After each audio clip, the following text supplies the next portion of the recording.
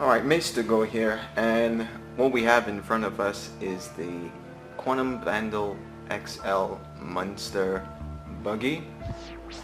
I just received this done about 4 days ago, and I'm here just to give you my views, my thoughts upon this buggy. Now, right off, this is the ARR, the almost ready to run version of the buggy, so you have to have your own transmitter and receiver. But just by the looks of the buggy, I like the looks.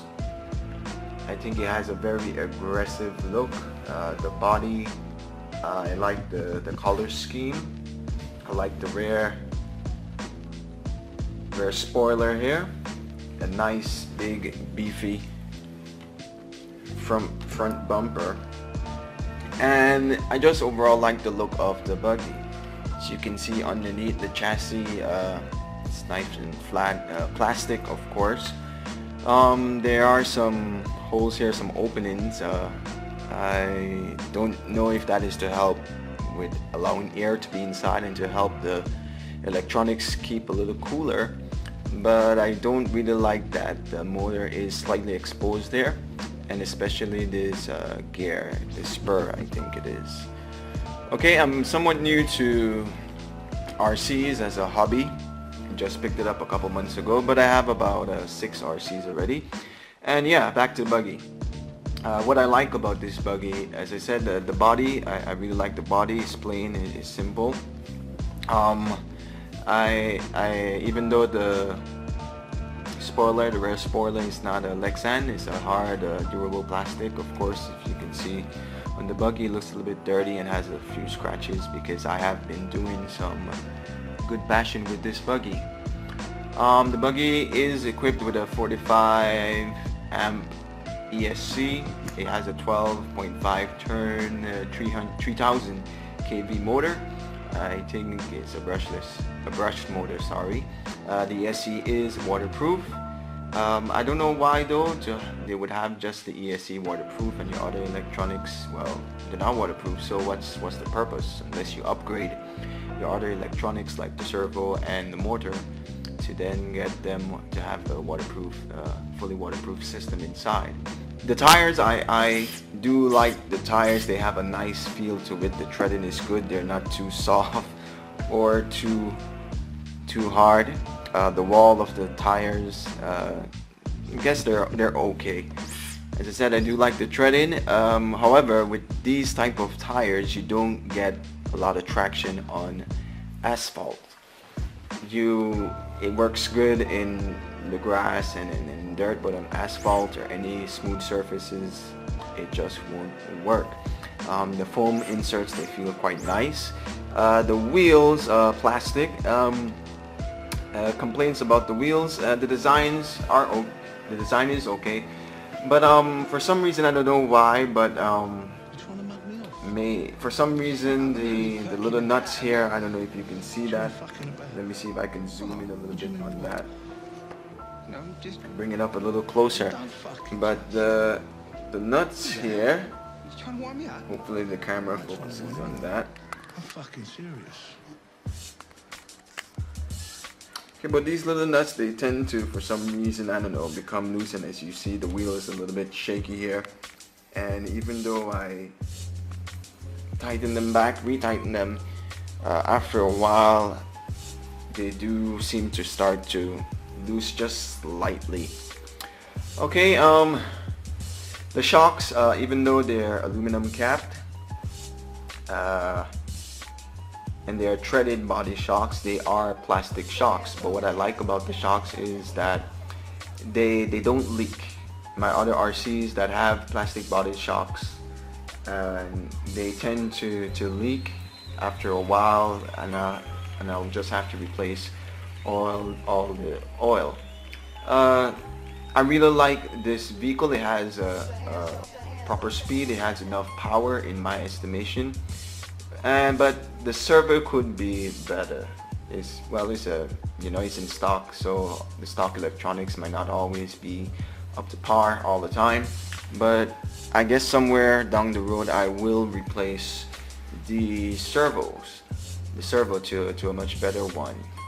I would have to let go of my finger from the throttle, and then the car would turn better than if I just have my hand on the throttle and try to turn. I don't get a good radius, I guess. It doesn't turn quite as well.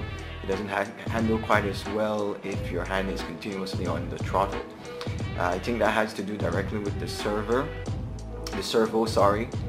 And yeah, but overall is I like the car. I like the profile of the car. It has good height and good power, good speed. It's a lot of fun, and I can see myself holding on to this car for quite some time. I do use a 2S 3500 mAh battery, but yeah, love this car. Okay, let's take a look inside now and see the electronics of the car. Give me a moment just to take out these body pins and get this body off. Okay, so it's around a bit dusty. Well, what you see here with this, I actually had to change the plugs, and I didn't have the proper tools, soldering iron and what have you, so I just used a set of pliers and then cut off the plastic encasing and wrapped it up with electric tape and used some ties just to hold everything together, and it runs fine. This is a receiver from my BZ222. Unfortunately, the belt ripped on me, and Hobby King, let's see if we can get her to focus. I guess it won't focus properly, but yeah, Hobby King, they're out of stock, and so I don't have that RC up and running just because of one belt. But that's another time I'll talk about that car. Okay, so yeah, this is the battery, soft case, 3500 2S LiPo battery, ESC, waterproof. Servo is right here, on and off switch with a little rubber covering, and there's a button here. I don't know what that is for. I've messed around with it, but I don't see anything coming from it. It doesn't seem to do anything unless I'm just not aware. I'm completely ignorant of it. Okay, the car does have anti-sway bars, as you can see here, and the suspension travel is quite good. They are oil-filled shocks, and yeah, they're plastic body, as I said, but they don't seem to leak. Maybe I just need to tighten this a little bit. I'll do that later. And yeah, the height of the car, I enjoy the height of the car. The tires, as I said, they're quite fine. Nice beefy bumper. And yeah, this car, when it jumps, when you jump with it, it tends to want to level itself out. It does sometimes go a little forward, but nothing too out of control that will cause the car to land inappropriately or anything to break, in my opinion. And it does distribute its weight quite well. I really like that about this buggy. Maybe later on I will upgrade the electronics. I already have a brushless motor. Maybe I will upgrade that, and maybe I will get a waterproof servo so that I can do some bashing when it's raining and so forth. So for those who are thinking about getting this car, I would say simply just to go ahead. For some reason I got a discount when I was on Hobby King's website while just looking at the car, and I was there for a couple minutes reading on the specs and the product details, and this little pop-up menu came up saying that since I've been here for a long time, I can get a discount on this vehicle.